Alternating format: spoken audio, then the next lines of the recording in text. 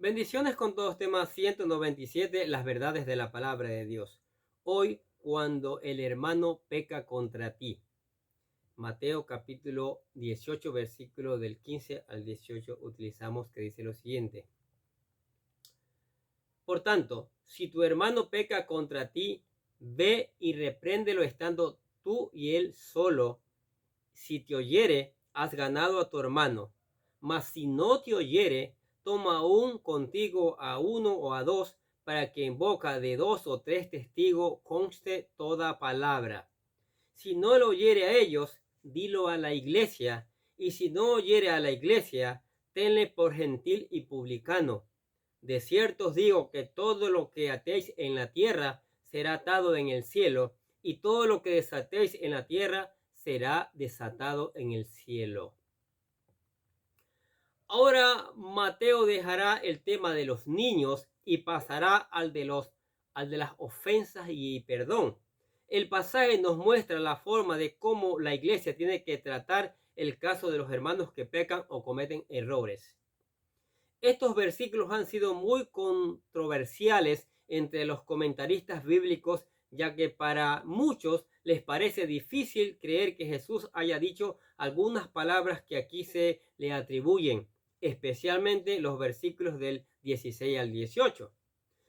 En Lucas se omiten los versículos del 16 al 18, por lo que algunos opinan que fueron agregados como una extensión que pretendía explicar un procedimiento de disciplina que la iglesia aplicaba.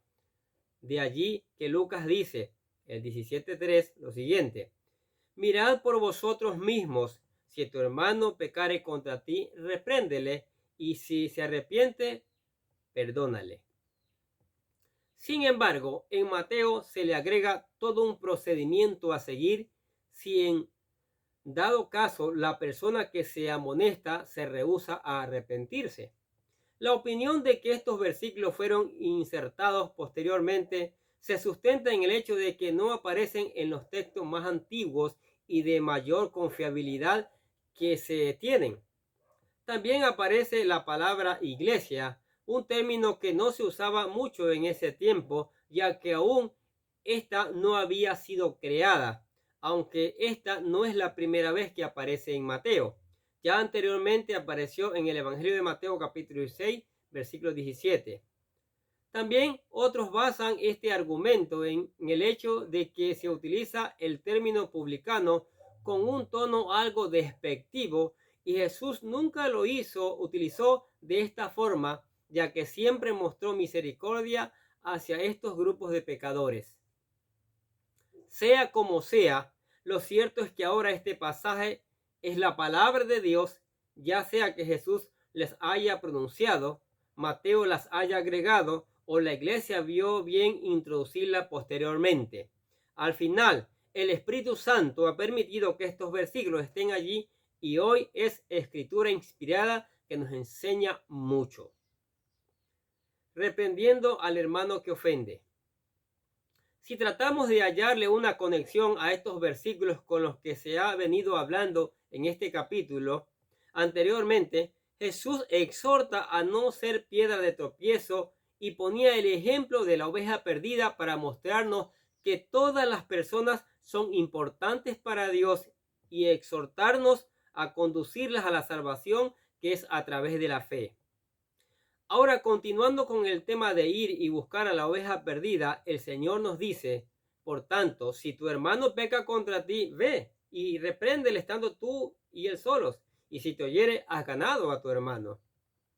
En este versículo y en los que siguen encontramos el procedimiento que la iglesia sigue para resolver los problemas que entre los santos se presentan, ya que no olvidemos que, aunque Dios nos ha salvado y nos ha dado su Espíritu Santo, aún así somos seres humanos imperfectos, propensos a pecar y a ofender al hermano.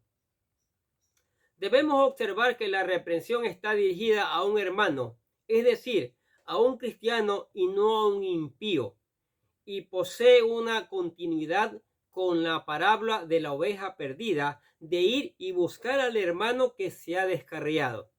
Cuando esto ocurre, el Señor nos recomienda a buscar al que ha ofendido o pecado, reprenderlo, y si éste oyere, ha ganado a su hermano para Cristo. La palabra aquí que se traduce como pecar contra ti es hamartano, y se refiere a alguien que ofende a otra persona o peca contra ella, mientras que la palabra que se traduce en este texto como reprender es elecjo, la cual significa redarguir, aconsejar, convencer de un error. Si nos damos cuenta, la reprensión va más allá de un regaño áspero.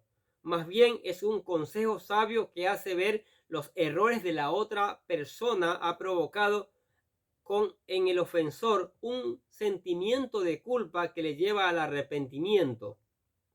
Como cristianos debemos pedir la dirección del Espíritu Santo para realizar esta tarea de reprensión, para hacerlo con toda su gracia y autoridad, de tal forma que el que ha ofendido conozca su falta y proceda al arrepentimiento.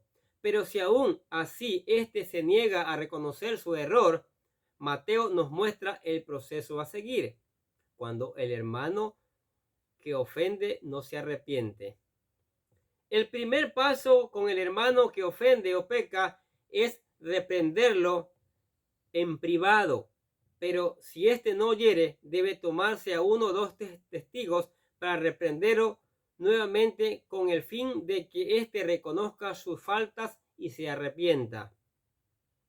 Este procedimiento de ir y tomar a uno o dos testigos para reprender al que ofende tiene su trasfondo en la ley mosaica, el cual decía en Deuteronomio capítulo 19, versículo 15, lo siguiente: no se tomará en cuenta a un solo testigo contra ninguno en cualquier delito ni en cualquier pecado.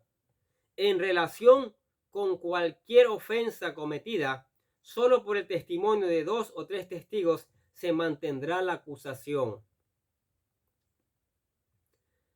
Ante alguien que persista en su conducta pecaminosa después de haberlo reprendido en privado, se espera reunir testigos y volver a reconvenirlo con el fin de que éste reflexione y se arrepienta de su mala conducta. Pero si aún así no atendiera a las amonestaciones, tendría que presentárselo a la iglesia, a los líderes de esta, a los ancianos de la congregación, y si aún así no obedeciere, entonces tendrá que considerarlo no un convertido. Dice, si no lo oyere a ellos, dilo a la iglesia, tenle por gentil y publicano.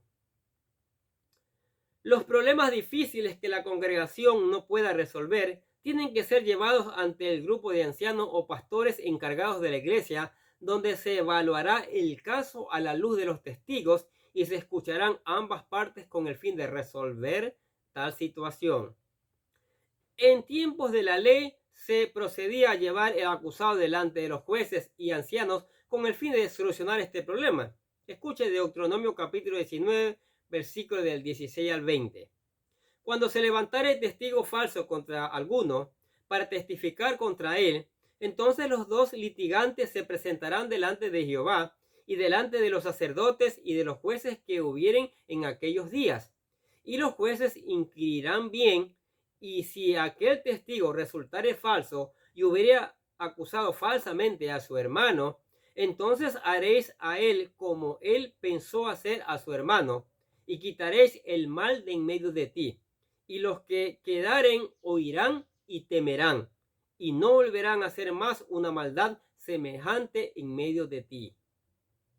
Se espera que todo problema se resuelva delante de los pastores o ancianos de la iglesia, pero si aún así el que ha ofendido o pecado no se arrepiente, debe considerarse que el tal no es cristiano y hacerlo del conocimiento de la congregación. Hay que alejarlo, como dice. Y si no llega a la iglesia, tenle por gentil o publicano, dijo Jesús.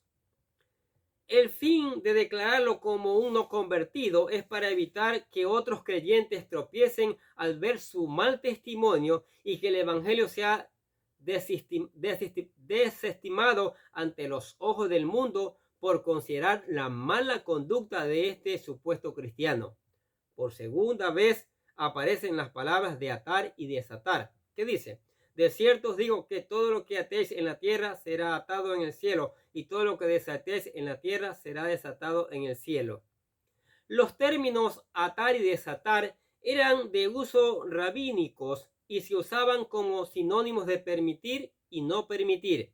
Y en este contexto, Mateo nos recuerda que gracias al Evangelio podemos permitir que la gente reconozca sus pecados y se arrepientan de ellos.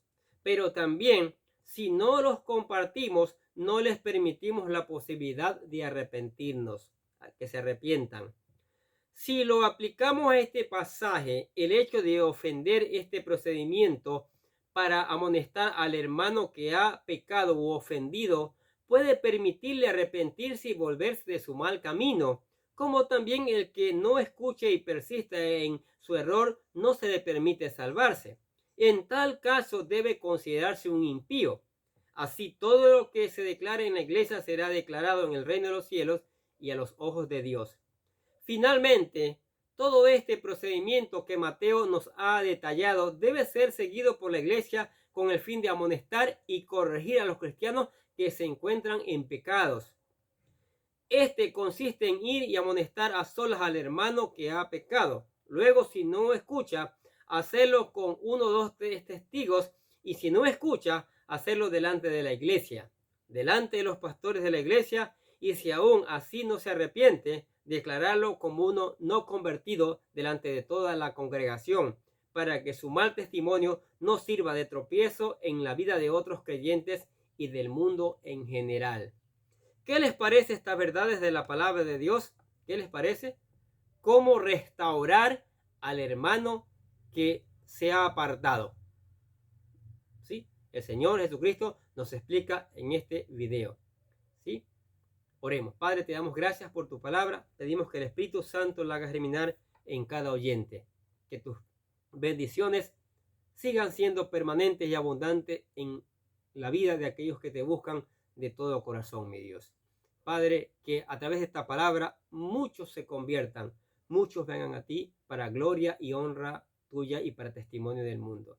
Te damos gracias en el nombre del Señor Jesucristo.